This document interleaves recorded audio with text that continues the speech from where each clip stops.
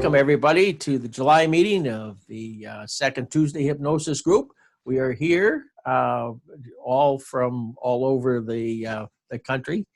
Even Larry Garrett is from outer space. If you look at his background there, he's there. But what we have here today is a presentation from Debra Andrews, who's all the way in Prescott, Arizona, with her husband, Greg. She took training from Linda Williams' son about 4 years ago, coming right up to an anniversary.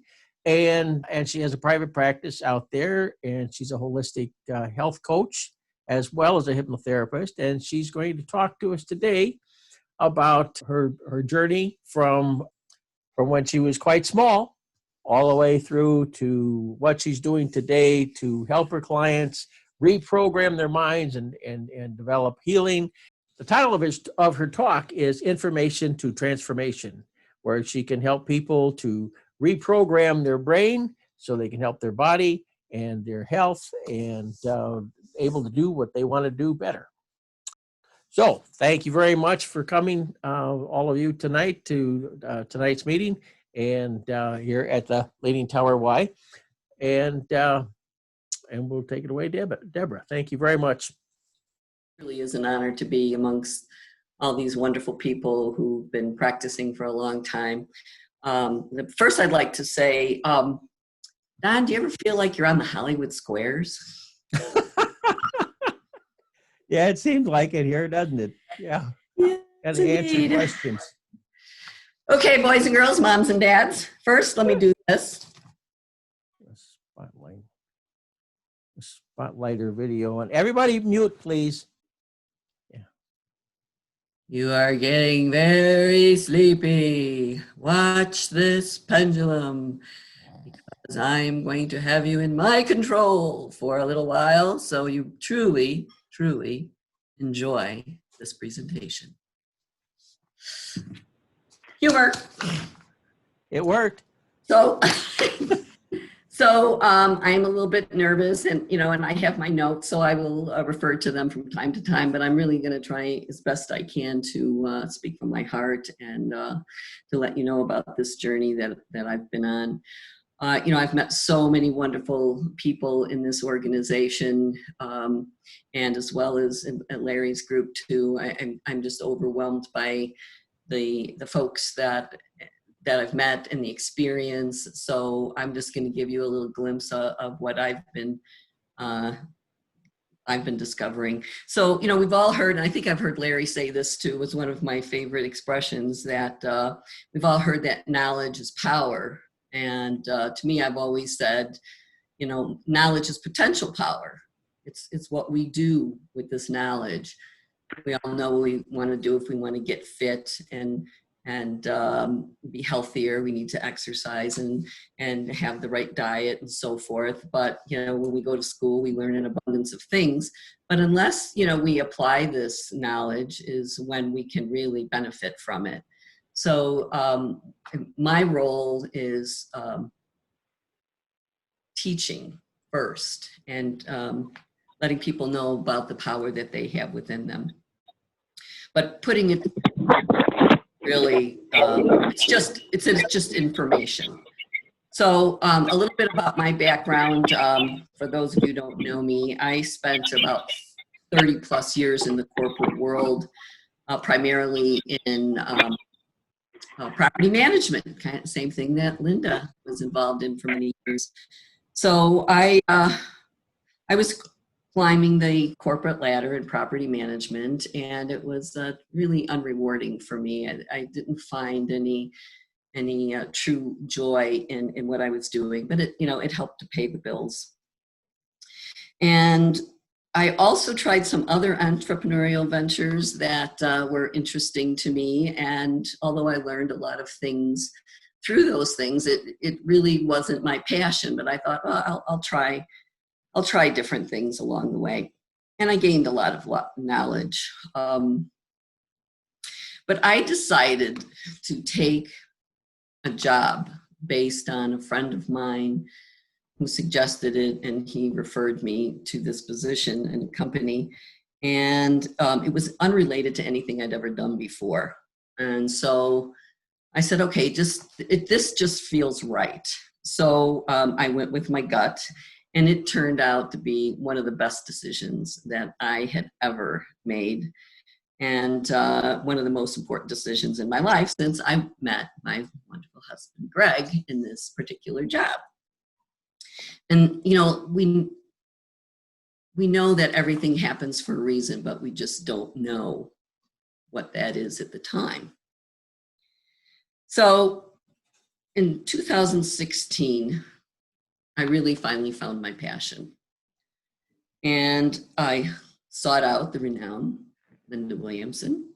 And it was a little bit of a challenge at first, and we didn't know if it was going to work, but I was persistent, and she was very supportive. And so it worked out that I got to get my training with Linda. And so I received my NGH certification on July 31st, 2016, which was my birthday. So I didn't tell anybody in my class until that day. So it was a truly a wonderful celebration. And I loved learning about hypnosis and the incredible power that it held. And so I started practicing really in earnest immediately.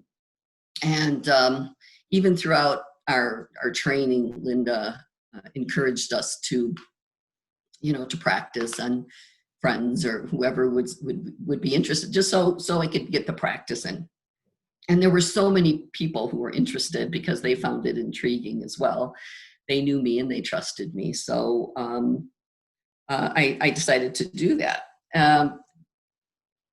Most people, have an idea of what hypnosis is, but not completely. And when they learned about it, they were much more intrigued. But interesting enough, hypnosis was first introduced to me by my father.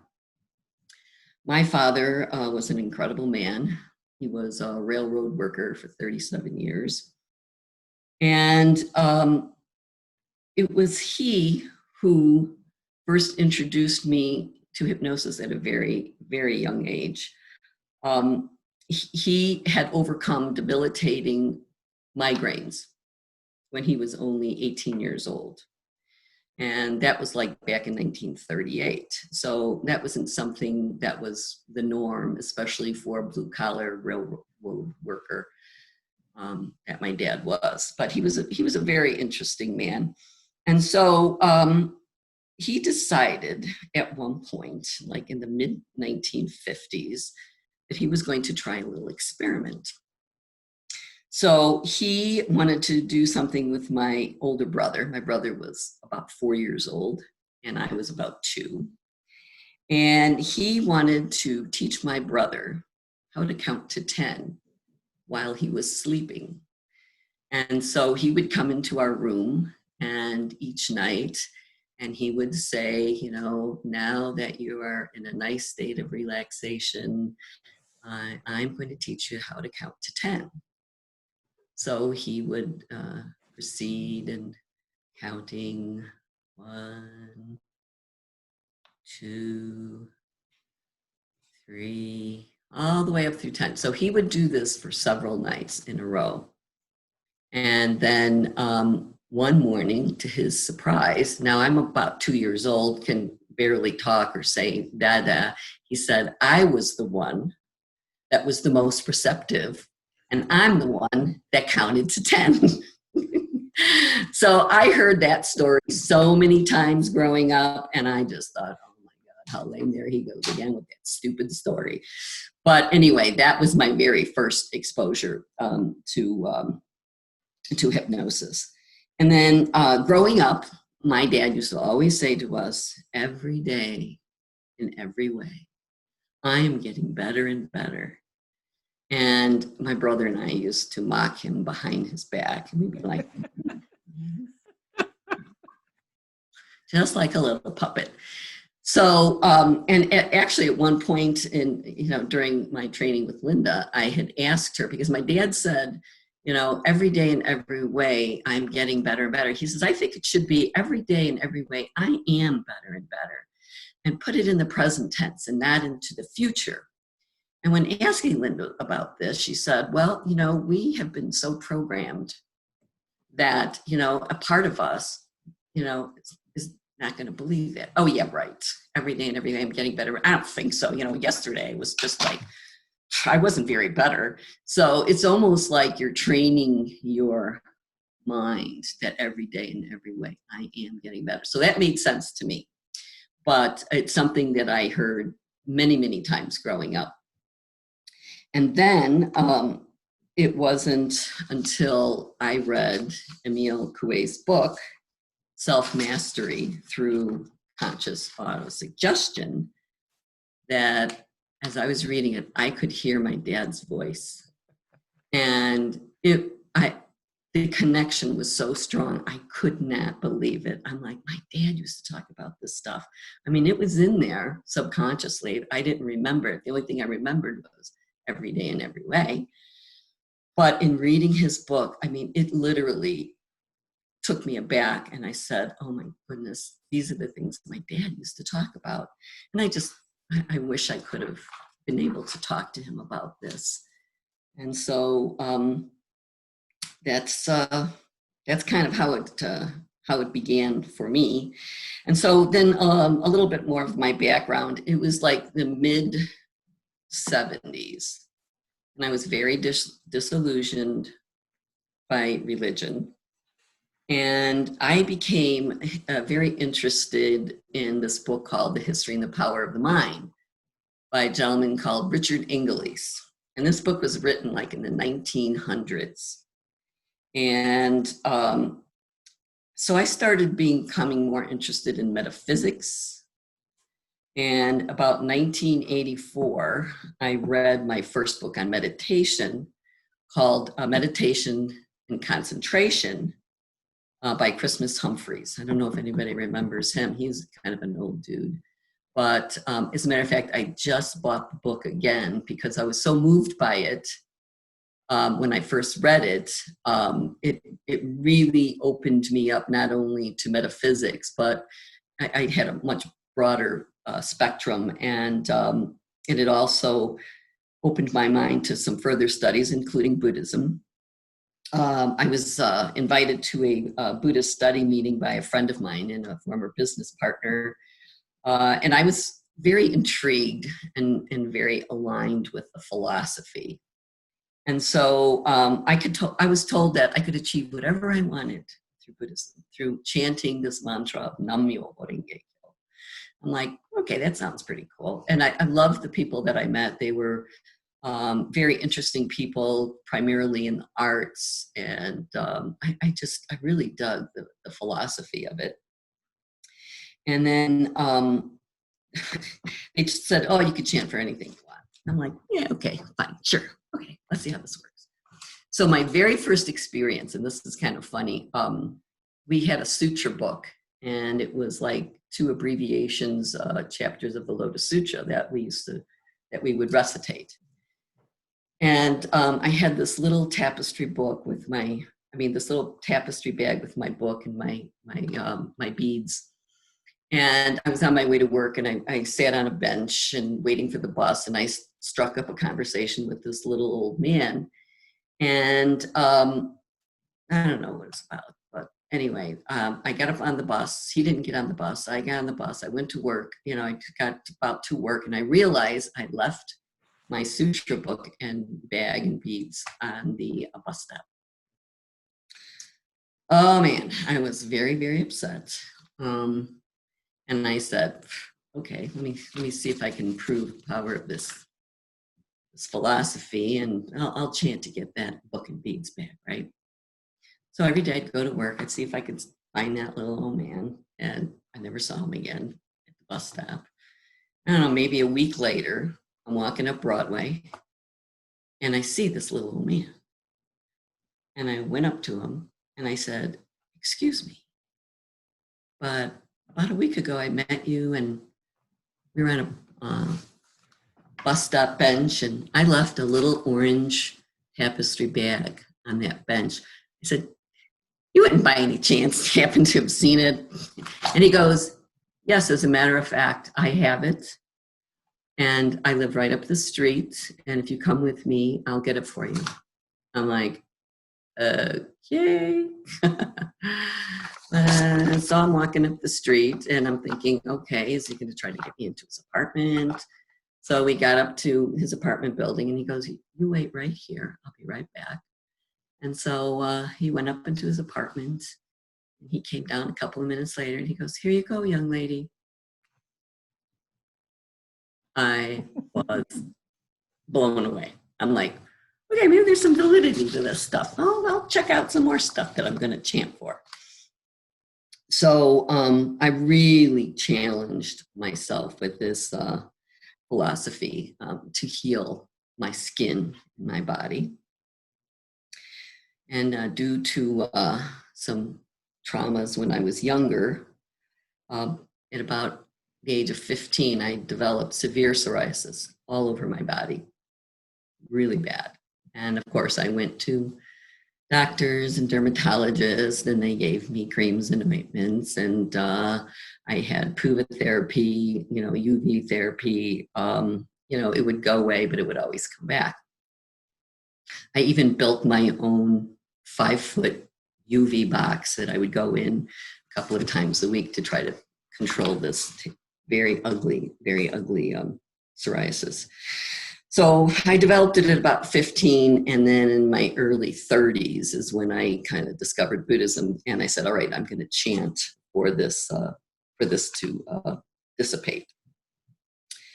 So once I believed and I was determined that this was going to heal, I was in earnest and really practiced very strongly, and I would visualize my skin clearing up. And it did. It took about 2 years, but my skin totally healed. And I realize now that it wasn't so much the Buddhism, but it was my faith. It was my belief. It was my perception that this was going to happen. And so I just realized that it has more to do with the power of the mind, especially when you're creating this visualization and your belief. And, I was told that I could chant for anything. I found that, those book and beads, so I can do this. And so I think everything from that point on led me to hypnosis. And the self-realization and the reprogramming of the mind that I can do this, that we can do this, that we can heal. So I'm going to jump around a little bit. So I'm going to give a little bit more background of my world. And so in addition to working, I decided to go to New York to study nutrition at the Institute of. And it was another interest that I'd always had, your health, you can heal yourself. Why not look a little deeper into health? So I received my certification as a holistic health coach in 2009. And I started seeing clients and I would work with them and they would be in a program. But like halfway through the program, they would stop, they would lose a little bit of weight and then they would stop. And then I realized that one of the things that they taught us at IIN is there are 2 types of food. There's your primary food and your secondary food. So your secondary food is, what you're eating, what you're putting in your mouth. And your primary food is the old adage, it's not what you're eating, it's what's eating you. So upon discovering some of my clients' secondary foods were problems that they had, challenges that they had, whether it was relationships or their career or self-limiting beliefs, programming that came, from a very early age.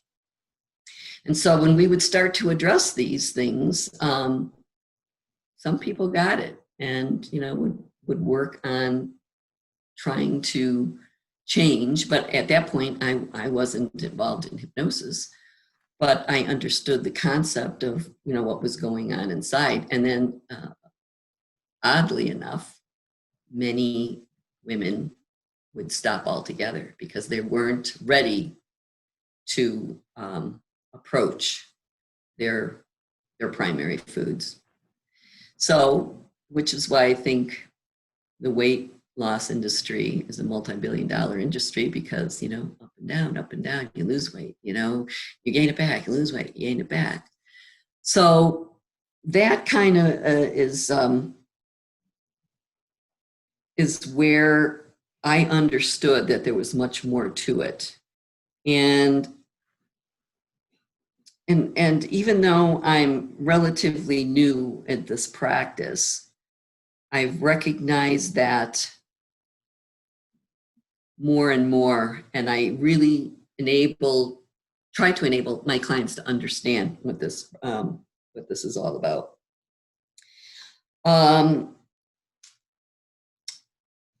And I really, really want my client to fully realize what can happen during a session, and that we're co-creators. And it's their choice. It's their choice. They're coming to us for a particular situation, and it's their choice. Do you want to look at some of these things that they've been challenging for a long time, or to keep on doing what they've always been doing and not getting the results? So I really impart to them that I'm the navigator, but they are totally in control. And the pre-talk is the most important thing initially when I meet with the client first thing, and to learn the key points from the client to incorporate into their session. And even though Buddhism is my philosophy, I never try to convert anybody to it. I don't tell them my story or anything, as I've done with you. But everybody has their own beliefs, and my vision is to guide them for whatever their belief system is, and to help them understand how really powerful they are. It really comes down to, I don't think people recognize how much power they have within themselves. And so I really help them to understand that they have the power to, and the ability to take control, and they do. And if they so desire. And so I'm just going to touch on leaving the old behind and starting anew. So I'm just going to mention that I started seeing clients right away when I was back in Illinois, because I know there were so many people intrigued, and I had some incredible clients in the beginning, and I still did free consultations. I gave discounts for their first sessions, and it was usually by the choice of the client that they would do 3 sessions with me. And my first client, my first not stop smoking client, she was so ready. She was so ready. She was a one and done.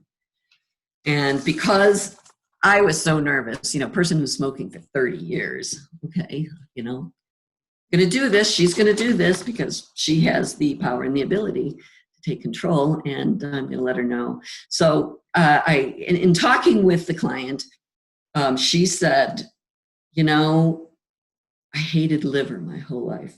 My mother used to make me eat liver.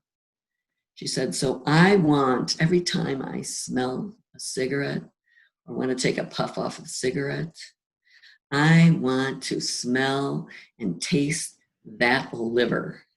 Because the last time my mother ever made me eat it, I threw up.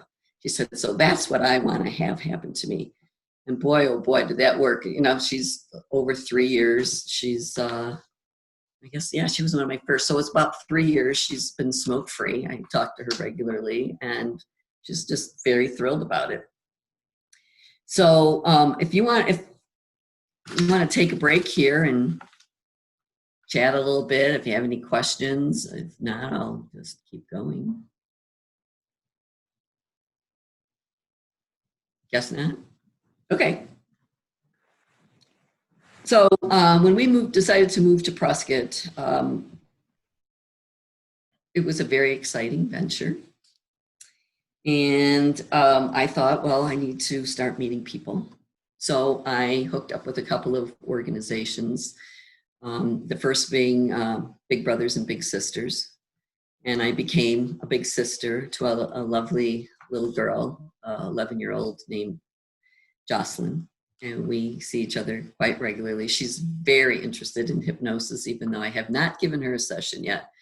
She's 13 now and very, very bright. And so I don't have any children or grandchildren, so it was really thrilling for me to get acquainted with Jocelyn. And, you know, she shares with me some incredible things that happened in her life, things, you know, that are very tragic.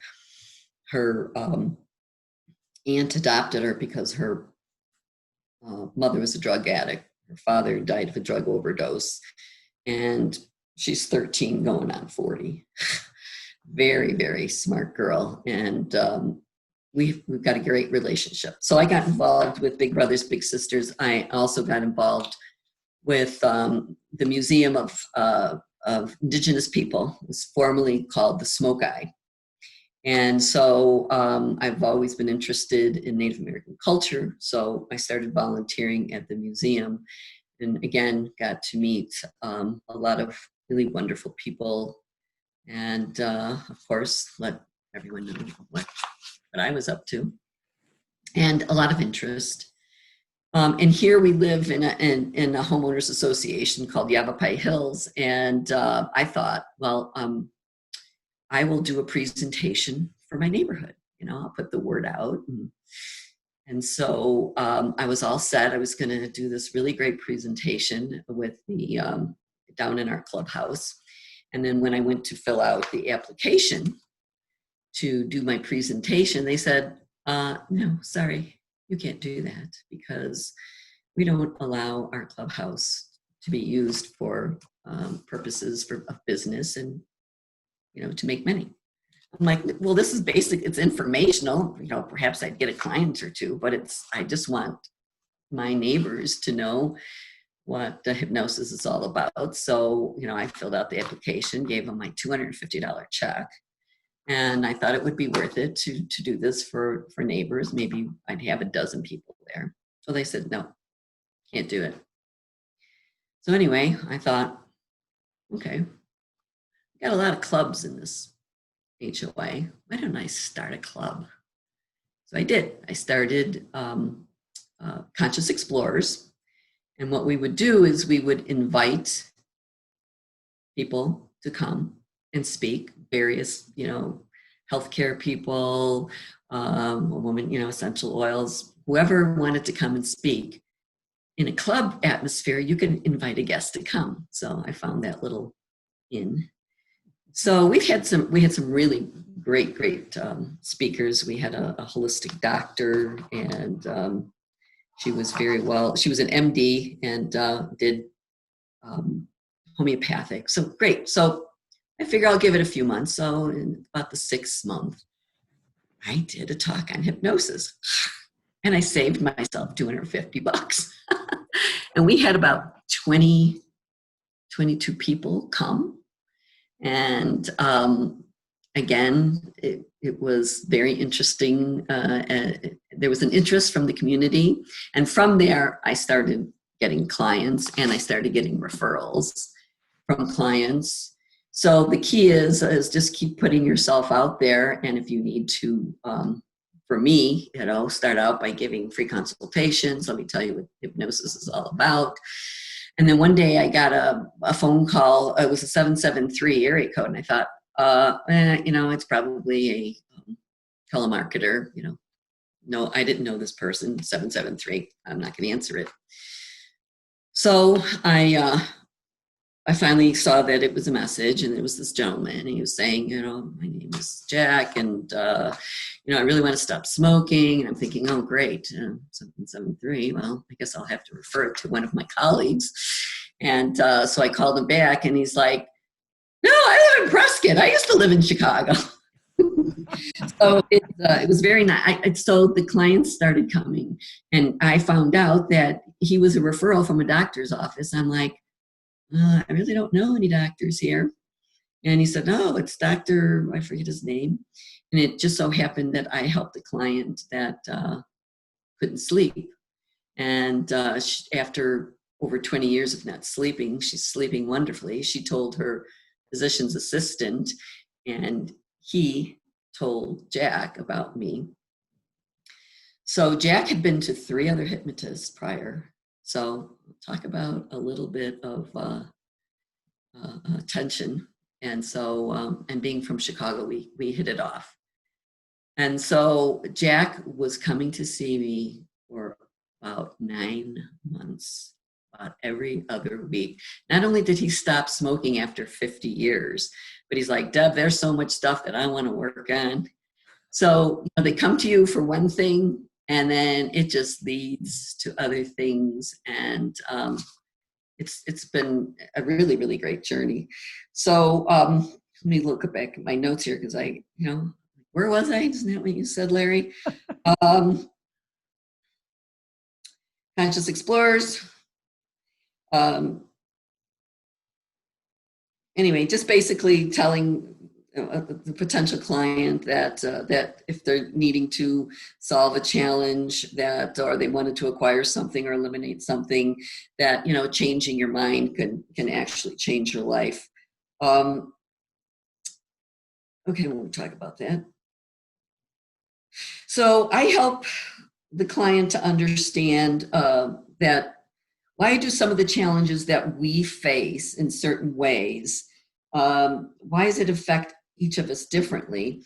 And I talk about programming. I think it's really important to talk about the programming that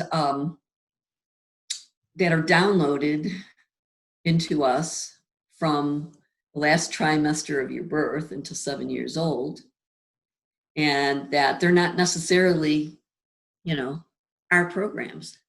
It's their programs. It's our parents. It's our grandparents, it's siblings. And so we learn these programs from other people, and we think that it's a part of our programming. So it takes a little while to, reverse some of that thinking and understand that we can reprogram and rewire our brain. So this is a concept that people find very, very intriguing, because they don't realize that they have that ability. And so when I first talk with a person, it's obviously over the phone, and I build some excitement and some intrigue, and they always want to come for a visit. And I do a pre-talk with them. Larry talks so much about how important pre-talks. I read his little booklet, so I will talk to them about that. And I have them bring in their forms. I send them their forms via email. They fill them out. They send them back to me so I can review them, and then, or they might bring them with if they can't do that. And so upon reviewing the intake form and the pre-talk, I let them know what's going to happen or what potentially can happen. And I also ask if they're ready, if they're willing, and if they're able to not only trust me, which is a big thing, but to trust themselves, because we all know they reveal these things to us that are very deep sometimes, and we're strangers. So I really want to develop that rapport and that trust for them to allow me, but also for them to trust themselves to be able to go through the process. I ask them for a verbal, and I also have them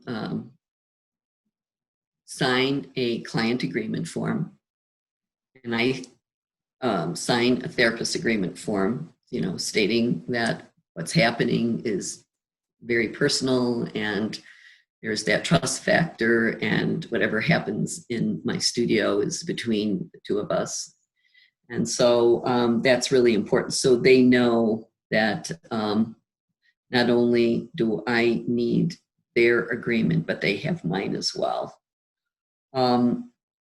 And once they're ready to move on, and if it's and if we have time, I will do that first appointment right then and there. Otherwise, they come back for the first appointment. And I usually do a progressive relaxation of some kind, just so I can help the person be at ease and feel comfortable. And at the end of a session, it varies. You know, usually it's a very euphoric feeling for people because they really have relaxed and they really have enjoyed the process. Although some, as a matter of fact, Jack, my smoker of 50 years, he goes, I don't know, Deb, I don't think I was very deep. And, you know, they're like, it's okay, you know, that you've heard some of the things that I've been saying, and I'm sure there's a benefit. And if you'd like to come back, oh yeah, sure. Mm-hmm. And there was another gentleman who said the same thing, and I think he was pretty hesitant about coming back. And I said to him, you know, if you don't think that you had any experience of hypnosis, that's possible, but I'll tell you what, I will give you your next session for free, because I really want to see that, I want you to see that this is something that's very beneficial. And he has a very specific situation that he's dealing with. And I said, why don't you come back one more time, and I'm not going to charge you anything. And if you want to continue from there, we can do that. Well, he came, and we had several more sessions, and he's doing very well. And so I know this is kind of supposed to be about my journey from starting and then moving and beginning a new practice in a new place.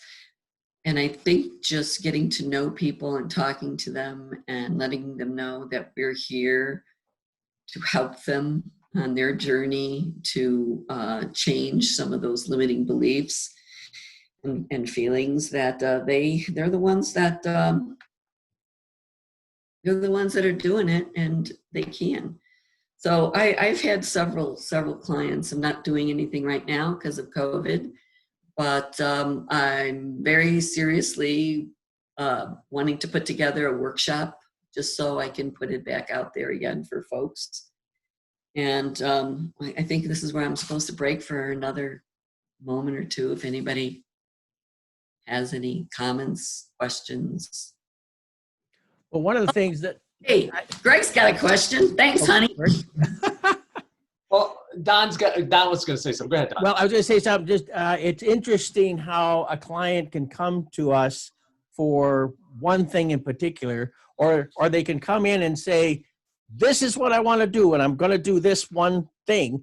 And I always present it as, "Okay, we're coming for this, but let's go where your higher self wants to take us." And maybe we need to go somewhere first, but wherever we're going, we're helping the client go that next step. And so they may come for the smoking, and then they'll come for another issue, and then another issue. And I've got some clients that I've seen for a few years, because there's always something new that unwraps from this onion of who they are and stuff. And as long as they're moving forward, I'll see a client as long as they want to see me. I did have one client that we were just, it was like, we just weren't going anywhere, and she kept wanting to come see me, and I thought, let's refer out to somebody else. And so but there was only one. But it is interesting how we start opening up that, like lotus blossom and all the petals that are there. I do want to say one thing about everybody should be muted. If you want to ask a question, touch your space bar down and your mic will go on. When you let go, your mic will come off, so then we don't have this extra noise in the background. So, okay, looks like Larry's got a question. Okay, very good, Deborah, very good. Okay, so when I say her like this, it's not that I'm dozing off. I am listening. I want to go back to one of your earlier stories when your body was covered with what was it, eczema? Psoriasis. Psoriasis. And then the hypnosis cleared your body. Hmm. So as we probably all will attest to, healthy mind, healthy body. So we need to question how the psoriasis came, and I sort of heard you implying about challenges in the past, creating this kind of sensation. My question is, as the psoriasis cleared, was it really the mind started cleansing? Absolutely. Because of my studies and because of my beliefs, and because I believe that we are spiritual beings having a human experience, that there should be any reason why I have this. Yes, I understand clinically that from what I was told, when you have traumas in your life and stress, your body wants to take it out somehow, whether you're going to have migraine headaches or heart problems or whatever. Your body needs to alleviate that stress somehow. And since our skin is our largest organ, and I didn't have a very high opinion of myself when I was very young because of some of these things that had happened. And so I guess my skin is the one that expressed it. And so as I began studying, as I began focusing, really focusing and visualizing and knowing that I have the power and ability to heal this, that my skin not only became clearer, but my mind did too, because, it's very synergistically go together. And it's never come back. So, I mean, it just blew me away that happened. And it was my belief. It was my belief and my perception, through the information that I had. We talked about perception in Larry's last meeting, and I really get that. And Don, to go back to another client that came to me for one thing for sleep, oh my goodness, then like the layers of the onion that came, and all these things came from him that had happened in his life, and he was had the ability to recognize that now, and that no longer serves him either, and that because of the fact that we, have neuroplasticity and we can create new synaptic connections in our brain, why not change them? So he's, he came for a long while as well. So very rewarding. Yes. I turned off my background because with the background down, if you notice, the hands go all over the place. Don told me to put that spaceship on there, and so I have another. Maybe I will share. So I used to stutter, and I had, like most of us sitting here, many issues. And the stuttering was interesting because I learned later it was my way of not being able to have a voice. So as long as I stuttered, I couldn't express, I couldn't communicate. How safe is that sometimes? So I can't say to somebody, I don't like you, but I would stutter and nothing would come out. Once I remember Diana Brar helped me with that one way back when I first started getting involved. And once I started releasing the stuttering, nothing to do with the stuttering, but my whole consciousness began to evolve because now I had a voice. Mm-hmm. And all these things, we all know these things symbolically, but I think the stories never stop. And I have dozens, my neuroses was so high in my 20s that I wasn't even the same person. Now my neuroses are all over the place, so I don't worry about it anymore. But then they were just high. But it's amazing what we could do with the body once we find out from the mind why the body's experiencing that. Yeah, that is for sure. And I'm a long way from being an enlightened being, but Aren't we all? once a Japanese longtime practicing member. I asked her, because she was a Japanese war bride, and I asked her, you know, if she felt that she was enlightened, you know, and here she was practicing, I don't know, for 40 or 50 years. She, oh, no. So it's like, yeah, I like the concept, but you know, it takes many lifetimes, I think, to reach enlightenment. I have another thought of enlightenment. Many years ago, in the early 80s, late 70s, I had a mentor named Bessie Senseri. Bessie was around 92 when she passed on, and I see her regularly about every week, and she would tell me these weird stories, and it seemed like she had this consciousness of being enlightened.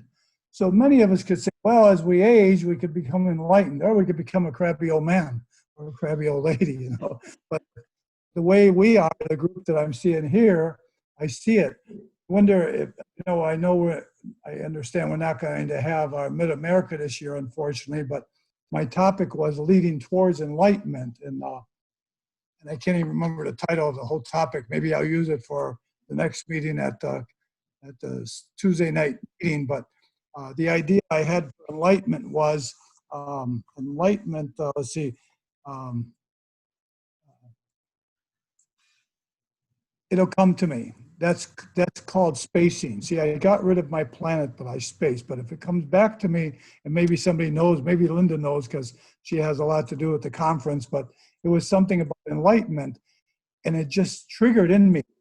And as we are all on a journey, but you know, most of you know that I just don't stop. And my journey is consciousness, every day to feel better. So right now, I am on one of my largest and greatest journeys I've ever been on, and it's not related to coronavirus because everybody says, oh, you have coronavirus? No, not at all. I'm moving through a journey of life. And by October, probably I will reach some of the pinnacles of that journey and share it with all of you. Right now, I'll do like some of you watch TikTok on your phone, and it says, press like to see part 2. Debra, you're doing a great job. I'm loving hearing your words. Thank you. So, okay, Greg, what's going on over there, honey, on the other side of the house? Yeah, can I talk? So, you know, personally, in 2001, I lost my job, and I was fortunate enough to work with a coach to help me find a new job. And one of the things he told me is he said, you will find your next job, he said, via networking. And I thought, nah, this networking stuff, I've heard about it. This doesn't work. Well, it turns out I found my next 6 jobs via networking. So he was very, very correct. And one of the things I want to say about Debra is I don't think she gives herself enough credit. Debra is a tremendous networker. She's touched on it, but you know, I just want to add a couple of things. She talked about big brothers, big sisters, and then they have an annual gala. And one of the things she did was she donated a hypnosis session for the silent auction. 3. Right. 3 sessions. So that brought her clients. You know, we play pickleball here in the neighborhood. We have a potluck dinner every month. Debra's gotten clients through that. She volunteers at the museum, like she said. She's gotten volunteers by getting to know people there. The Conscious Explorers group that she started, again, it's just expanding her network. And so that's really been, from my perspective, that's been a big key to her success, is her great networking ability. And it's amazing, like she told the story about the doctor that Jack got referred from. You know, it's amazing. You don't know, when you plant seeds via networking, you don't know how widespread those go and how far they reach. And I think that's been a big part of her success as well. And I just want to acknowledge her for that. Thanks, honey. Thanks. Okay. I guess the very last part of my little story is the importance of self-hypnosis. Again, Linda, she was a brilliant teacher, And I still use my binder with all of my documents and some of the scripts, recommended scripts, and I added my own. But the importance of self-hypnosis is really, really key before the client leaves their very first session. And I want them to understand that I think the story that I got from Linda is about playing the piano. You know, you can come to a teacher to learn how to play the piano, and you can come each week and you can learn your scales and you can maybe learn a couple of little tunes, but unless you go home and practice, it's not going to be very effective. You're not going to learn how to be a concert pianist by, you know, just going to music lessons and not practicing. So I really instill in the client that you need to reinforce, you know, what we're doing and to enable yourself to create those new neurochannels. And how important it is, and something I wanted to say earlier is, you know, to distract the conscious mind so you can access your subconscious, and how important that is in doing it on your own. And, you know, what then they ask, well, you know, what's self-hypnosis versus meditation? Where to me, meditation is to clear your mind and to be at peace and to gain knowledge or whatever it is that you want to. But hypnosis has a very specific purpose, and that is to either overcome a challenge or attain something you want. And so to continue to practice that. And once you know, you have one, and I use Linda's teaching about using the 3x5 cards and holding them up. And then once you really, really know what you want, is to put it deep inside during your hypnosis. And I teach them the first and second steps, because most people never did self-hypnosis or meditation. So how important it is to train your mind to be able to do that. And to focus on what they want instead of what they don't want. And we're always focusing on what we don't want. We don't want COVID. Oh, God forbid, I don't want COVID. I want a healthy body, healthy mind. My body is strong. I have a great immune system. Instead of the fear of focusing on what you don't want, focus on what you want. So I really impart that to the client, and to realize that it's all about rewiring the brain and changing the program, other people's programs that are running in there that you're not even aware of, that's been downloaded to you years before, and that no longer serve you. And I use the same analogy that Larry does regarding a computer. You know, you got a computer years and years ago. You know, that computer is old. It's got old programs. You want new programs. You want to update those programs and keep them fresh. But if you keep having the old programs still running while you're trying to download new programs, it's confusing. The computer's not going to run right, and neither is your brain. So you know, so I related to them like that so they could understand. And, you know, they really do. They really like that. They like that analogy. And I also, if people are interested, because I'm always about learning new things, I'd like to make recommendations to the client. You know, certain books that I think are interesting. Like years ago, I read this book. It's called What to Say When You Talk to Yourself. It's probably written in the, like, I don't know, 70s or 80s. What to say when you talk to yourself. Because, you know, we're always talking to ourselves about, why did I say that? That was so stupid. And you know what? Your subconscious mind's listening. Mhm. Careful what you say when you talk to yourself.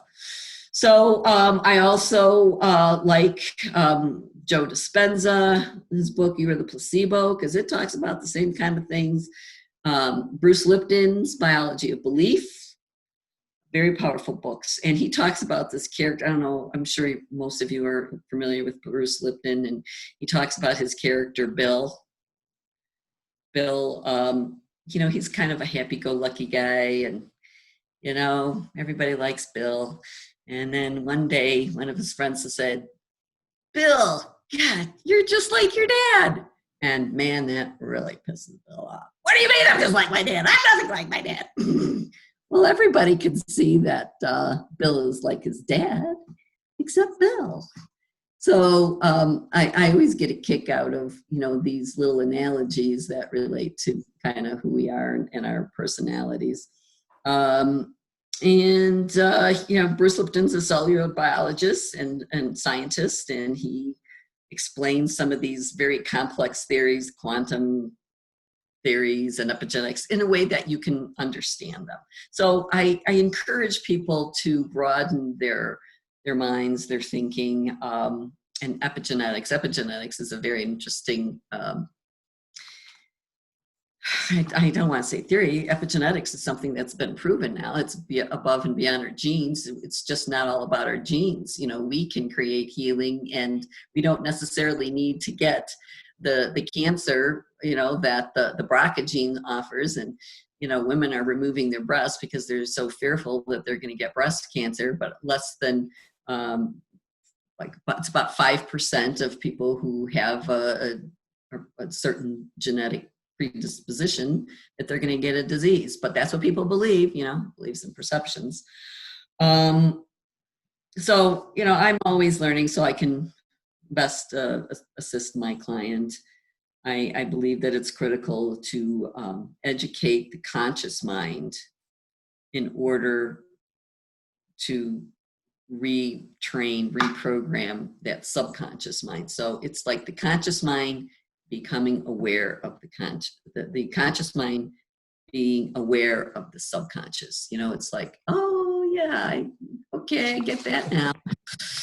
So I think that's a really, really big key in educating an individual to how important it is to become aware the conscious mind of the subconscious mind. And then it becomes a habit after practice, because, then you have like, oh, yeah, okay, now I get it. So practice doesn't mean perfect. It means permanent. And so the more you practice something, the more you realize that you have the power and the ability to take control, and you do. Right, Linda? And if I can unmute myself here for just a moment, I loved that you remembered my little story about the piano, because that I learned from Larry. And all the times that I would go to Larry on his first Sunday, I mean, for forever, I picked and chose those stories, because the stories are what are the best teaching pieces.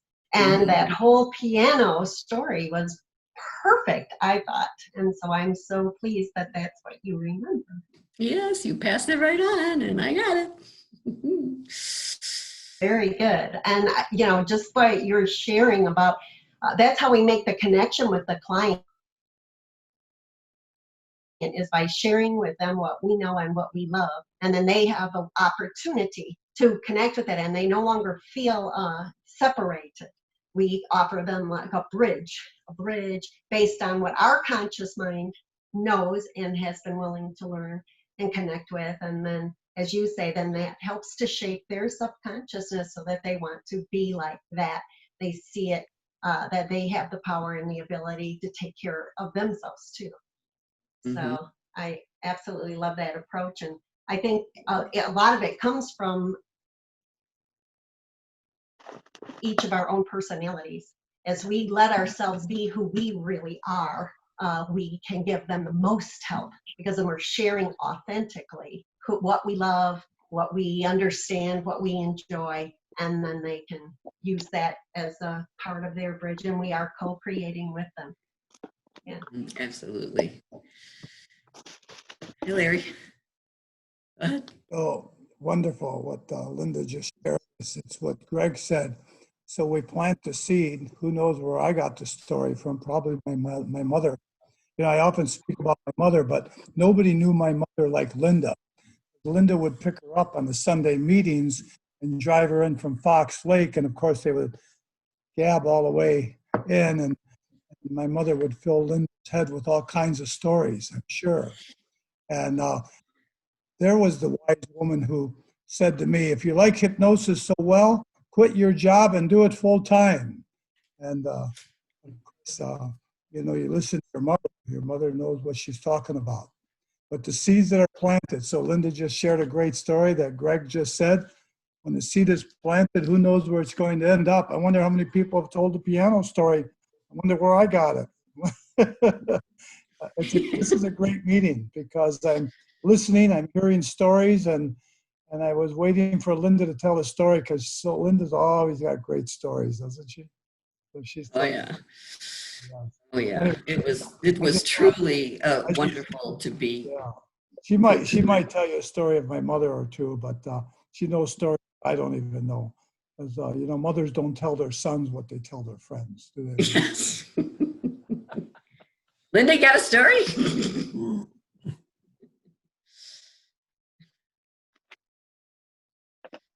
No, I hadn't prepared anything, but something may just pop in my head. You never know. So, how many people on the call today are practicing hypnosis? Yes, yes. Who else? Let's see. Any more hands? I gotta figure out. Pam. Hey, Pam. How are you doing?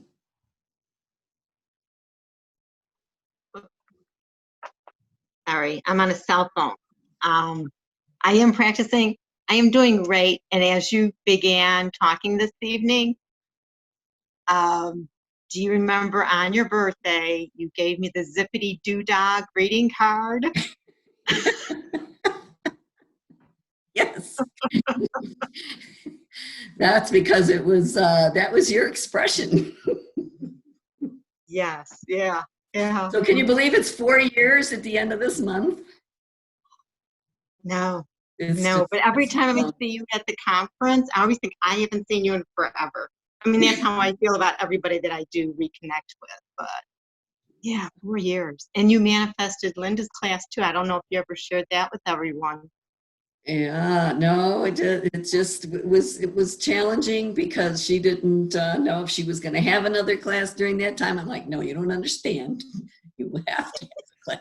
So as we went on, it worked. And another friend of mine had taken her class and just bragged about her. And I knew that I wanted to find a good teacher, and she's the one that I wanted to go to. And so, yes, it finally happened. Meant to be. She didn't know that at the time, but she came to learn that it was. And to, Hey, you manifested your bead bag again, and your that's right. and stuff. It was like you knew it was going to happen. So yeah. Absolutely. That just, when that guy said, oh yeah, I have it. I live right over here. I'm like, this can't be real. Wake me up. I'm just dreaming this. But it's such an exciting field, and there's so much good in it that it's really just the kind of thing that, you know, once you get involved with it, it can go anywhere. You know, it can really go in so many ways. I've helped so many people with so many things that I really never in the beginning. I mean, I went more for health maladies. I had a bunch of skin issues, all of that at the very beginning, and I did find my way with them. But I've helped people with, you know, getting their broker's exam, getting the love of their life. I mean, just really like things that I never thought would be I don't know, applicable, but everything is applicable. It's literally everything that they desire once they can align with the belief that they do have the power and the ability to do it. And then all they're really looking for is encouragement, somebody to believe it right along with them. And so I think what Linda's saying here too, I mean, what this is pointing out is that when we tap into all of this energy, we are all co-creators.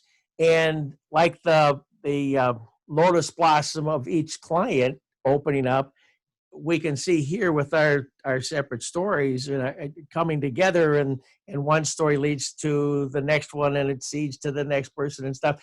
It's like all of us are like a blossom opening up all the time and just continuing. It's the lotus blossom of life. Here we are. It's pretty cool. Yeah, and with all of you folks that, you know, I've had the opportunity to connect with, I mean, we all learn from each other too. You know, there are all these great minds here and great teachers. All the time. And, you know, we can learn from each other. And that's why I love hearing people's stories and, you know, how they began. I wish I could have found it 30 years ago. Wasn't my time, obviously, but, you know, Linda was in property management and that was her business and she enjoyed it. For me, it was like a job. I didn't have my own company. It was, you know, listening to people's complaints all day long. And so it was very unrewarding. That's why I tried. I had a housekeeping service for a little while and that started getting successful. And I didn't even want it. I'm like, this is not what I wanted to do. And so I started that 30 some odd years ago. I could have had a Mary Maids or something, but it's like, nope, ain't gonna do this. So I wish I could have found this 30 years ago and being amongst the, you know, the treasures that are here on the screen. But it is what it is, and that's my story, and I guess I'll have to stick to it. Everything that we have done, all of us, each of us, has got us to this one moment. Are we happy? Are we glad we're here and glad what we've done? If we had done anything different, we wouldn't be here now. Right. Just like I didn't take the job. If I didn't take the job that my friend recommended, because, you know, that's not what I do. But, you know, it's like, yeah. And I went on this interview and the man who hired me went and told Greg, I did something I've never done before. I hired this woman on the spot and I never do that. So, you know, the synchronicity of I was meant to go to that job and do this job I would normally do. And I got to meet Greg. And because I met Greg, you know, I, you know, get to live in this beautiful place because everything works as it's supposed to. And anyway, I guess we can't question it. So anyway, but I still would like to have done it 30 years ago. I still would have liked to have been introduced. I mean, my dad did it when I was 2 years old. Why couldn't I connect? But I guess you can't question that. Yeah. So let's see, what time is it? This is about 9:15, so we could edge towards wrapping up. This has been a real blessing for you to share all this wisdom and insight to you. That whole thing about 2 years old, you were put on the path already. Mm-hmm. You just didn't know you were. Yep. That's great. Well, and every day in every way, you know. Yeah. Many times I heard that growing up, but again with that line. Yeah. Again with that. Like that, please. And now you know how important it is. Yeah. It's so Yes. cool.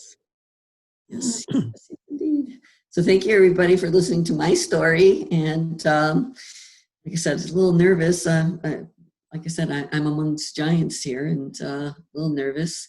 Lots of giants. Yeah, Larry, go ahead. Okay. You know, you've said a couple of times you were nervous, and of course, we wouldn't have known it if you wouldn't have told us. But I think of a story, and it was a story that I had heard on a radio show many, many years ago.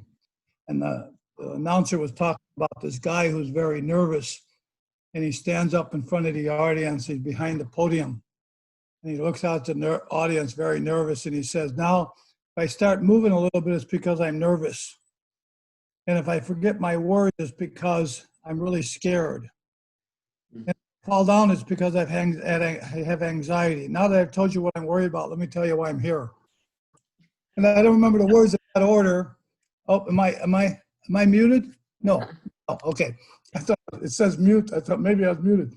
So I don't remember the words in exact order and how they were, but you get the idea. Now that I've told you how nervous I am, let me tell you why I'm here.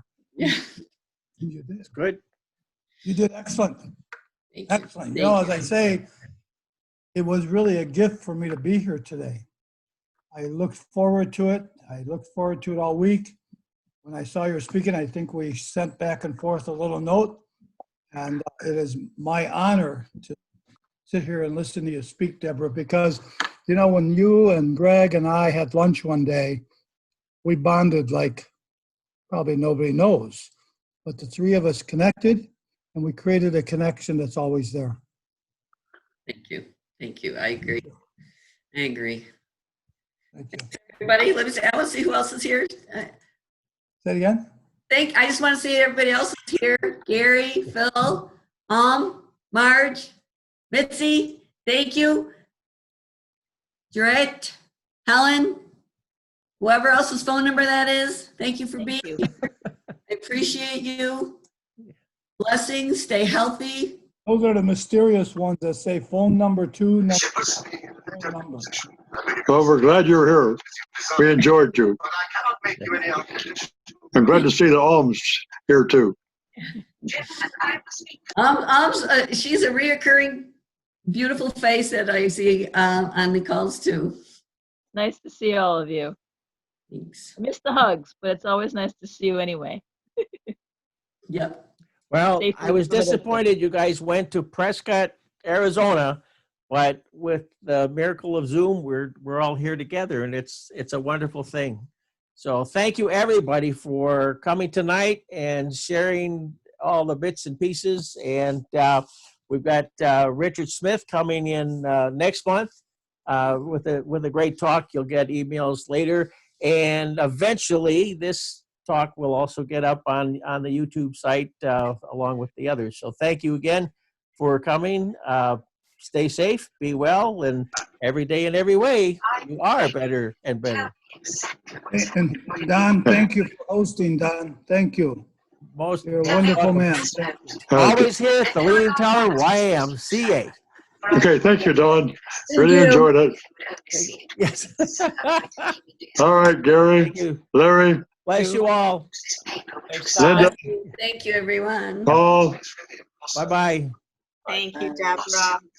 Thanks, Pam. Bye, and all. everyone. Thanks, Good. Linda. Bye.